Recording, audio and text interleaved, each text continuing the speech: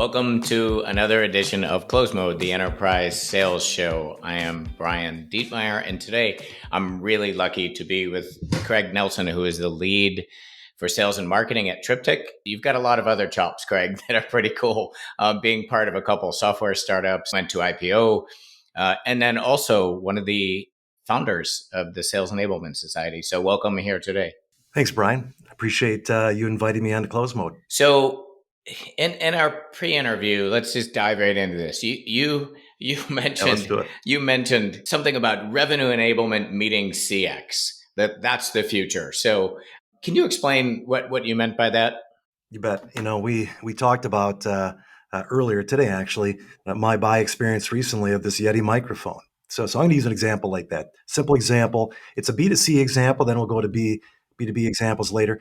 But I'm walking into Best Buy, and then think about that first couple of minute experience that you have, right? You first want to be able to identify where is the Yeti microphone, and you want somebody to be able to help you and understand that. Then when you get there, you're probably looking for somebody with a blue shirt to understand something about your microphone options. Yep. Right. And then ultimately, if you're going to connect this with all these other, pieces of equipment in your home office, you may even make your way over to the Geek Squad, right? Because you want a better understanding of what gain actually means. That's like the black belt. Kind of funny. Yeah. The black belt version, right? Got it. The use of this microphone. But that experience, as simplistic as it is that I just used, that applies to B2B as well. Because in the B2B game, we want to find that person with the blue shirt. We want to find that subject matter expert that can better understand not just what it is, but how I'm going to be able to make it work in my organization. So to me, that's revenue enablement. Everybody in the company gets it. Everybody in the company plays a role in satisfying the customer that moment, that day. And then everybody in that organization understands that experience matters. And so, yeah, I get that. And let's kind of double click on. So if we think about the traditional sales enablement, what would you say the big difference is between sort of where sales enablement was and where revenue enablement is going? Yeah, I like that question because when you look back 20 years, and we've been doing enablement for companies, well over a few hundred companies over the 20-year span, within those companies, oftentimes you understood within minutes as to whether or not marketing and sales were aligned. And if they were, things went better.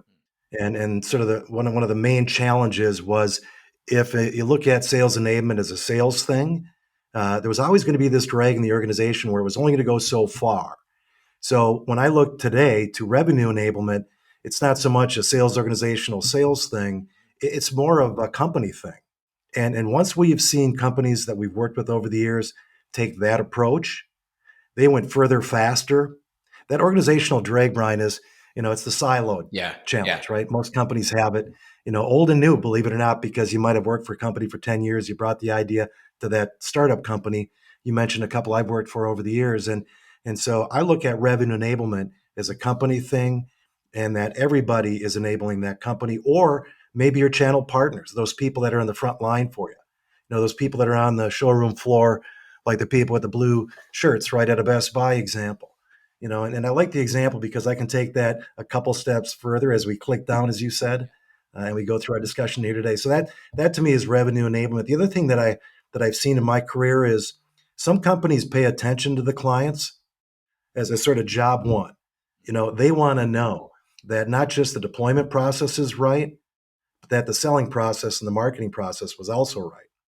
Yeah, it reminds me in our pre-interview, you said something about marketing, sales, and services all up on stage together, and I like the kind of illustrative part of that. But that when you said that, it occurred to me that really shifts org structures, reporting. Like this is not only a strategic shift; it's got to go down to organizational level. So how do you see this shift to revenue enablement changing that org structures, reporting, that kind of thing? How sort of intense is that? Well, it depends on the company. Sometimes it's far more intense than other times. And probably one of the examples that I shared with you was we were working on an enablement initiative at a company where I walked into the room, sales and marketing were already in there. And within 5 minutes, they stopped the meeting and said, look, we're on board. Marketing and sales is aligned.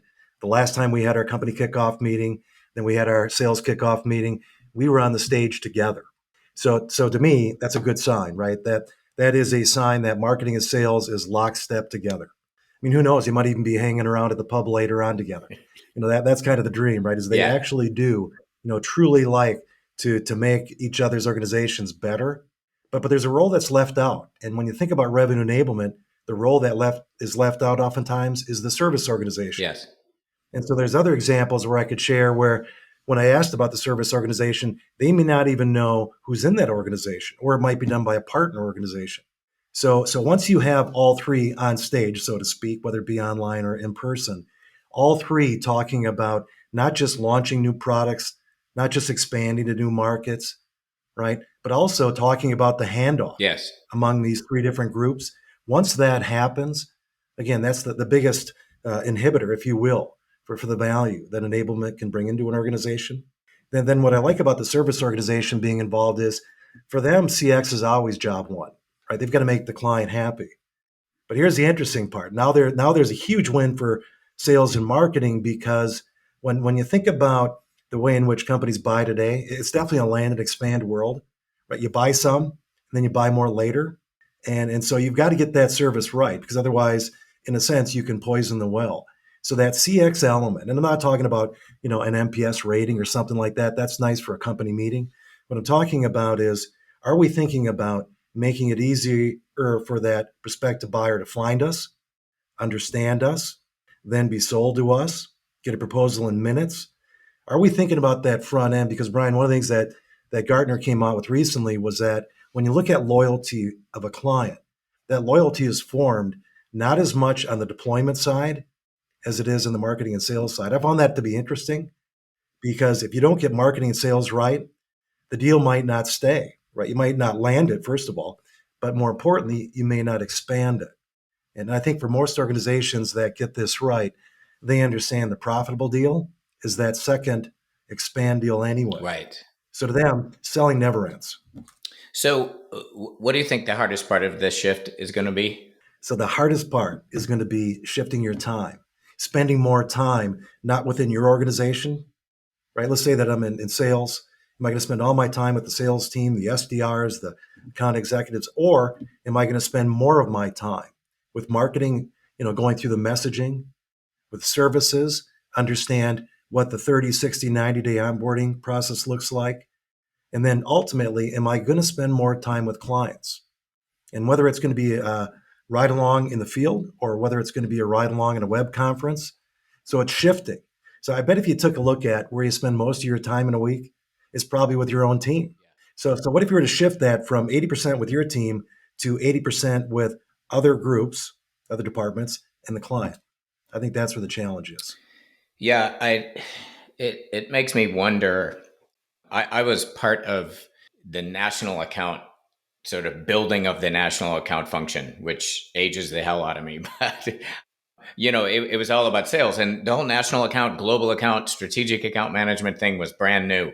And so there was this shift of like, who does it, who runs it, who leads the shift, how are people compensated, what's the return to the business? Like, it was bringing on this new function, and it took quite some time. And I feel like this is similar. This is bringing on kind of a new function that didn't exist, and that drives me to, who do you think leads this in an organization? Like, how do you get it Yeah. implemented and make sure that senior management gets it and they know what the return is? Yeah. And some don't like this response. I've been asked this question before, who leads this? Yeah. If you say it's a company thing, then it really kind of mixes it up, doesn't it? So it's not a sales thing. It's not a marketing thing, right? If it's a marketing thing, it's about the content. If it's a sales thing, it's about the playbooks. If it's a service thing, it's about onboarding. So keep in mind, it's a company thing. But using those three examples, where I would go, I'd be opportunistic. What I'd say is, what is the part of the organization that's flailing? So let's say the first part, right? The messaging isn't right and the content isn't centralized. Let's start there. And if you don't take a look at this more holistically, then right out of the gate, it's going to be, I don't want to say dead on arrival, but it's going to be very slow to grow. So why has sales enablement taken 20 years to get to this point? That's a common question, right? Well, I say that back to your point, who does it actually report to? Yes. I don't think it reports to sales. I don't think it reports to marketing. I don't think it reports to CS. I think it's this cross-functional role that is somewhere in the organization fairly senior. So I don't start with what department. I start off with, is there somebody really strong in the organization that has cross-functional visibility? And no matter what department they're part of, right? What they're thinking about isn't this classic definition of sales now revenue enablement. Where they're thinking about is, how am I going to scale in that new market in 2024? How am I going to retain deals in, coming out of 2023 that are now at risk? They're thinking like that, Brian. So if that's somebody that is in a CSO kind of a role, if that's somebody that's in a CX kind of a role, so be it. But that person has to be a strong champion in the company, because otherwise these initiatives, they get pigeonholed. Suddenly now sales enablement is a training thing, Yes. and you don't want that. This is a very strategic initiative. Oh, absolutely. Which is why I make the sort of analogy to going from selling to account management. That function, I think we're all there now. We all understand what it is, why we need it, what it returns, and I feel like sales enablement making the shift to revenue enablement could learn from that life cycle. But another question that comes to mind as we were talking about where it should sit and that kind of thing. So RevOps is emerging and evolving, and what do you see as the relationship between revenue enablement and RevOps? Well, whenever you get into the operational part of the business, companies, jump into your income statement, go down to that line item called SG&A. You're going to see a really big number, especially with high growth companies, especially tech companies. I work a lot today with healthcare companies, helping them better enable marketing and sales. That number is huge. And the reason it's huge is enabling sales, everything from training to coaching to content, is really expensive. Yes. So when a company says, so we're going to have to go find a budget for this, my response to them is, you're already spending money on it. The question is it random acts of enablement? Right? The ops team doesn't think about random acts of anything, right? Product launches down through deployments, they want to know, right, what that line in the income statement says, and they want to bring that number down, the cost of sale down. So I think in the end, this isn't a revenue, rev rec discussion as much as it is understanding where are we spending money across the whole buyer journey. Okay. So we're not spending it all in sales, we're not spending it all in deployment, we're not spending it all in marketing. Because in the end, if you look at the sales process aligned to the buyer journey, then you can take a closer look at, do we have spending going on throughout that cycle? If you see where I'm going with this, once companies, after 6, 12, sometimes a decade deployment with us in the past would say, once we had the organization on board, then at that point, there was a cross-functional team assembled. So every time we launched a new product, every time we bought a new company, we went to enablement. And we asked the question, how are we going to make this work in our company? Mm-hmm. So I don't know if that makes sense, Yeah. Brian, but it's usually the more mature companies, they think about this as a business problem and challenge. They start there. They don't think of this as tools. They don't think about it as content. They think about it as a business problem they're looking to solve. Yeah, and I think that gets to my next question about sort of the very nature of this being either evolution or revolution. And you mentioned earlier, like my words, not yours. Like go to where the bleeding is. Like where do we have most pain today? So that would lead Yes. toward more evolution. So the evolution versus revolution, it depends on the company. If the company is siloed off, Brian, if the company has been doing business a certain way, just like your example from earlier, for let's say a decade, this is going to be a bit revolutionary for them. Yes. There's going to be some people that are going to say, look, it's that muscle memory thing, right? This is the way we launch products. And I jump in the launch call, and sure enough, it's one group, not the three groups I talked about earlier. Why wouldn't you have all three groups talking about how we're going to message it, sell it, and service it? So for those companies, it is a bit of revolutionary. Yes. And what I tend to do with companies is I introduce this idea of first just getting aligned. If you are in a revolutionary state, let's align the organization. Sometimes companies are already there, and it's going to be more of an evolution. So with them, it's more, let's become unified. In other words, let's rationalize. And there's four elements, right? There's the people involved, there's the process involved. It's not just the selling process. There's many different processes, microprocesses. There's the content involved. But you notice I left technology as the fourth. So people, process, content, technology. For companies that look holistically at all four, for them, this is a natural evolution. It can happen in a 12-month cycle. For those that are siloed off, they're not unified, In fact, even the technologies are different within the organization. The content, some of them are creating the same things.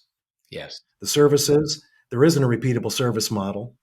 So because of that, for them, it's going to be revolutionary. It might take a couple of years. Yeah, it occurs to me that it's kind of there's also just a fundamental change management part of this, right? Like separate of the revenue enablement function, leaning on some classic sort of change management models and techniques to move the organization forward.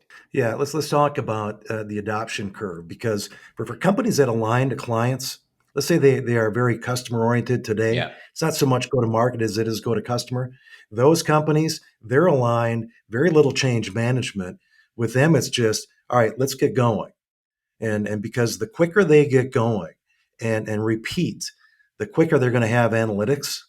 And the best part about the machine learning element of using technology for the things we're talking about here. So let's use an example. Let's say we have 4 use cases we're going to get right in 2024 and 2025.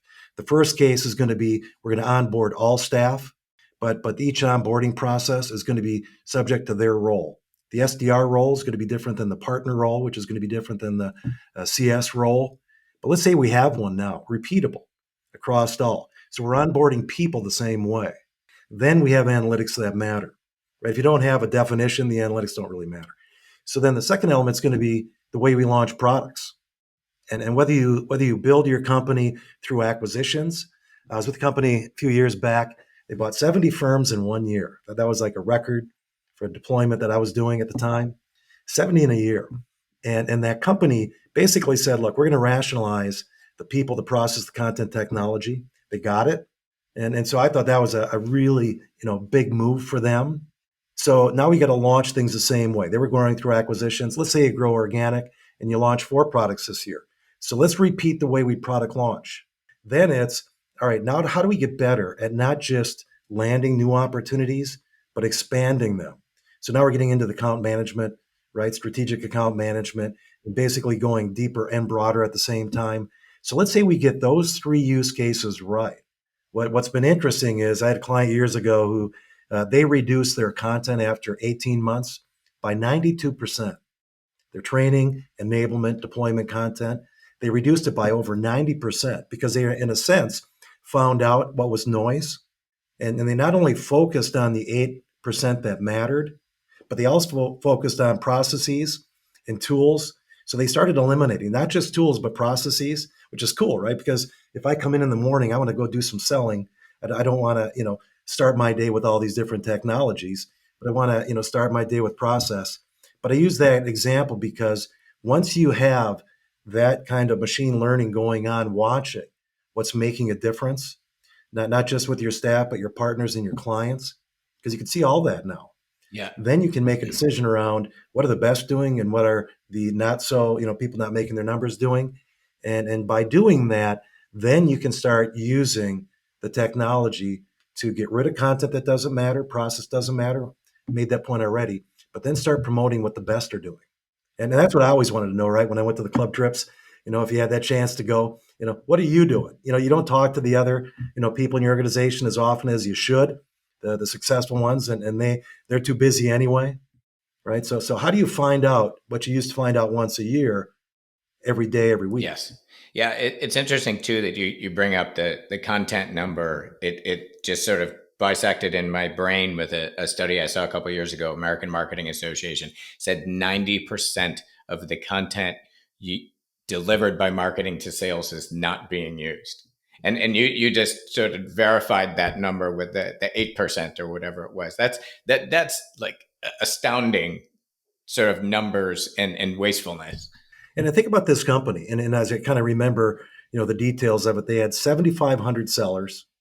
They had a mix of very experienced, tenure working for the firm, selling for the firm, and then they had people right out of school. So, you got to know that you have content that matters to many different kind of audiences. Then you had to get rid of the stuff that didn't matter. And I don't know about you, but more is not more in my day. I'd much rather come in and look at the 8% that mattered. Well, one of the questions I'd be asked is, so what 8% mattered? It was the video testimonials from the Interesting. clients. All of that survived. There was the playbook that talked about coaching before and after the call. In other words, I went to training, the company kickoff training in January, but I'm now selling in July, right? So I've already lost all that knowledge. You know, Give me that understanding of how to best position to this vertical in this city with the best references in that area.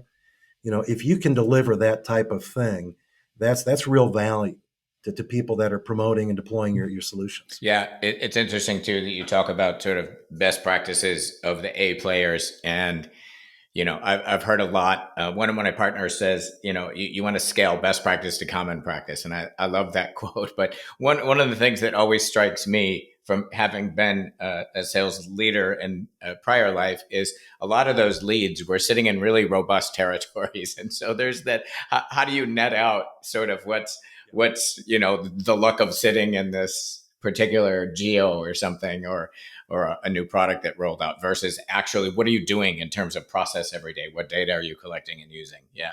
Yeah, and we talked about ride-alongs, whether it be on a conference call or in person. You can't just go to New York City to go gather what's going on in the field. You can't just go Kind to of my San point. Francisco. Yes. You have to go to Omaha. You have to go to Des Moines. And I'm not picking on those cities. And what I used to do is I would go to an A player in every one of these sort of different disparate cities, because what worked on the East Coast versus West Coast was different, but what worked in the Midwest was very different. And so back to enablement and training and coaching and so on, once you do that, and just to let's say North America, what you find is that I had the opportunity once to do enablement across 4 regions around the globe, and in selling in the Far East, way different, Yes. right, than selling Yeah. in this case here in Europe. Yeah. And in Europe was a whole new animal. Yeah. So you kind of find out, Brian, that cultures are different, people sell different, and you better go figure out what they're doing. Yeah, it's funny because I think we all default to EMEA versus APAC is going to be different for sure. But I'm hearing this more lately that sort of New York versus Texas is Yeah. almost the equivalent of global geos. So I have a final question for you around measuring success. So can you contrast sort of what the success metrics are or were for sales enablement, and what should we be measuring in a revenue enablement model? Yeah, let's come back to, let's use KPIs, the term here. Let's come back with a set of KPIs that cut across marketing, sales, partner, if you got a partner organization, and services. Have a set of KPIs that all 4 of those groups I just mentioned are aligned on. And don't just make it about MQLs and SQLs and closed deals, make it about the experience. Check in with those clients during the entire cycle to say not just how you found us, but how was the experience? Not just, how did that first deployment go, but how's it going now? Is the company just checking in once a year, right? The annual check-in call, usually right before the service Yeah. renews. That's probably not so good. So my thought is if you want to measure it and get it right, first of all, agree on what you want to measure. And I would want to measure, the CX, the experience through the whole cycle. Did we make it easier to find us? The messaging, right? Understand us, the selling, the proposal came back in minutes, not weeks, right? Even right down to the SLA and whatever else you have to put in place for your clients. If you make that easier, keeping in mind that loyalty is formed based on the way you market and sell to them. So put emphasis on measuring that. And in terms of where to get started, so earlier we talked about use cases that Yeah. mattered. Don't start and stop with sales onboarding, right? That's been a popular use case for many years. Don't start and stop with some other element of launching, I don't know, maybe a new white paper. Start and stop with, launching across all roles the way we do business to make it a company thing. And then the second thing is just pick the points of pain that are the greatest. If right now you're shifting to an account-based selling model, you're shifting to selling over in Europe. I was asked this morning about, channels and resellers. So let's say you're shifting to that. Take what you've learned from the past and apply it and make enablement a discussion around, all right, how are we going to sell more through the channel in 2024, 25, 26? You really got to be thinking more long-term, because I think for those that have gone from a direct model to an indirect model, not easy, takes a lot of time. When they start taking paper and you get frustrated and you say, all right, when are you going to start really selling and servicing? Measure the KPIs that show you where things are working or not. Back to your earlier example from the AMA, we went to market with them many years ago. And in the early conversations, their question was to us, because we were more on the sales side, Brian, versus the marketing side. They said, we're going to put you in front of over 100,000 of our, community. And what they want to know oftentimes is how to make them relevant, how to make their messaging actually get used. There is nothing more frustrating than to bring somebody in marketing out to the field and we stop off at Kinko's on the way. I'm dating myself now. And they start doing brochures, right, localized for their vertical market. And the marketing person is saying, well, what gives? Yeah. Why aren't we doing that on your behalf? So measure the things that matter. And with the EMA, that 10% that matter. Because the one thing that, and coming back to that example, when they retired 93%, they said there was an immediate response in morale going up Interesting. because people that were doing the marketing, the training, the selling, and the servicing now were having to learn less and focus on the stuff that mattered. So morale went up because they kind of had a sense, hey, this stuff is being used. Create a white paper, take 3 months to use it, and then go out and find the analytics close to zero. And you'll know what I mean. It's very frustrating. Yeah. So the question then would be, did they align it to a problem in the company, a real business problem, or was it just kind of this soft launch of something that they expected people would use? Yeah, I think it's funny because it was, as we have this discussion, there's like the impact on the customer all the way through, and maybe I have PTSD from trying to introduce a new function into a Fortune 50 that I keep listening to what you're saying, and as you talked about measuring success of revenue enablement, that sure sounds like a business case for senior leadership to bring up to whoever is bringing this up to senior leadership. That sounds like maybe the fundamental business case to say we need to adjust this function, we need to expand it. A favorite quote from Scott Santucci, you might have heard of Yes. him, right? Is random acts of sales enablement. Yeah. If the company is doing that, and again, you look at that income statement, you'll see the number, it's a big number. You're already spending the money. But the question is, are you spending it wisely? Before you add another sales process, before you add another CRM, right? Before you do these things with the latest, technology or process of the day, really stop and ask, what impact is this going to have on my sellers, my partners, and my Yeah. customers? I think that's something to kind of leave this discussion with because we had clients for over a decade where, our whole thing was whatever process you use, selling or buying, just pick one, and then refine and make that better. But get going, moving forward. So you do have to make it a business problem and know that companies are already spending the money. This is not a new budget item. Yeah, I think that's a really good point. Well, it's an exciting time, and it's fun to kind of be part of the change. And as you mentioned earlier, like 20 years of evolution of sales enablement, we can't do that with this one. So, and I don't think No. it's gonna. I think there's more enabling technologies, as you say, machine learning and other data we can pull in to make this business case. But it can't. Yeah, this is something that hopefully moves more quickly. But it's going to be fun to maybe have this conversation again. 6 months might be too soon, but a year from now to see how much movement has happened. But yeah, I really appreciate your time and your insight. And yeah, I look forward to revisiting and seeing how this journey goes over the next year. Yeah, no, let's get together in 9 to 12 months. I lead up sales and marketing here at Triptych. We've been doing this for over 20 years, this kind of work. We focus on regulated industries. I'd love to come back to you and talk about machine learning. So let's say that we nail, 2 to 3 of these use cases we've already talked about on today's call, Brian. I'd love to come back in 9 to 12 months, maybe even bring in somebody that does some of the machine learning work with us to say, what have we learned, across our clients that are selling into regulated industries? And what is it we can learn from going into 2025? The holy grail is obviously repeating sales success. It ain't easy. But if you can use the measurements, AI is exciting. That's kind of rejuvenated a lot of companies now. Then they know going fully digital in 12 months will matter. You'll learn things that you didn't know, just 3 weeks ago. Thanks for having me today, Brian. I sure appreciate it. It was really fun. I appreciate it.